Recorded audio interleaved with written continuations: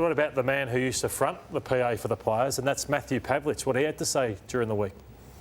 Given COVID is so rampant throughout WA, going to a nightclub wasn't the smartest move from these players, but the Eagles have hung these players out to dry, so the hierarchy can save face. It was an 8-day break between games, and players should be allowed to unwind from the pressures of a high-performance sport. This is hypocritical from West Coast. Imagine if they took attending to night spots so seriously back in the mid-2000s. Perhaps, Tomo, when they were winning, it was easy to turn a blind eye to their off-field behaviour.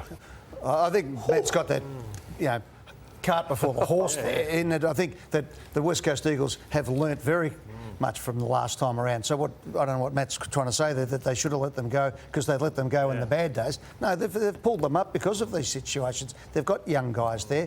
You have to pull them. I mean, I think it's time for the $5,000 fine, which was in the 80s. Might need to be looked at. I know you guys don't agree with me, but I wouldn't play them, Russ. Don't preempt me. Because all right, so I wouldn't play Nelson. I wouldn't play Rotham. I wouldn't play any of them because they've got barely any place to I pick from. I know, but what I would say is they're at rock bottom. And I don't think I think their standards have slipped that far that I would play a kid on a rookie list who's desperate and banging the door down than guys who have thumbed their nose up. I think the key is what was the discussion and what were they asked to do. Like the club's being embarrassed and they're a proud club. I've been in that town. They're a big club and they're on their knees. They're losing by... It's hard to watch them. That's where they've got to. See, it's interesting. I agree with what you're saying in the tone, but disagree in that the way I would love to have done it more and more is that you say to these guys, right, you three, get out there and you show us. We are under the hammer. You're the leading players. You did this to us. Get out and earn your money, earn the respect, support, look after the supporters and get in. And we see you take a short step. God help you. That's what you want. Get out and do your job and deliver. I don't mind that. Stand up, but then if all the leaders are sat there and ask you not to do something, and you haven't got the self-discipline to stay home for one night, you got some problems with your application to your professional career. When you dropped Milne and Del Sano and your team went out and won. Yep.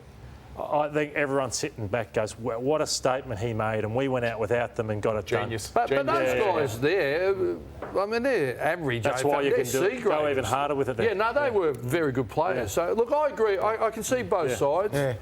Look, there's no winners. Coaches are going down with COVID. They're not even going out, you know. So it's very difficult. It is hard. But it's hard to defend a $2,500 fine when the average wage is $380,000. I think they've got to go about it. And they're playing that week. They've got to go about it a bit differently. Those 7 players aren't complaining, I tell you that. Yeah.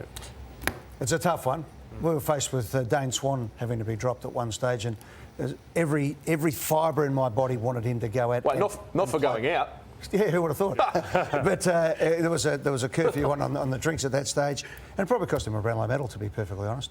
And that was a big set. But I remember going back in time because this was a rule. So maybe you're right, Matthew. It was a rule. They should have got the full enchilada. I come back around to your thinking on this, but I remember over the years when Gary Ablett Senior, they played him even though he disobeyed and played in a final. And that was the end of the Geelong era. It was the end of Gary Ayres' career. Yeah. He lost everybody. No one had any respect for the rules. Well, you've got to stand for something or fall for everything. In the end, when the Swanee thing came up, we all looked at it and said, well, that was the rule. Everyone signed up for it. Out you go. We're all going to have to cop it. Yeah. That's a tough one.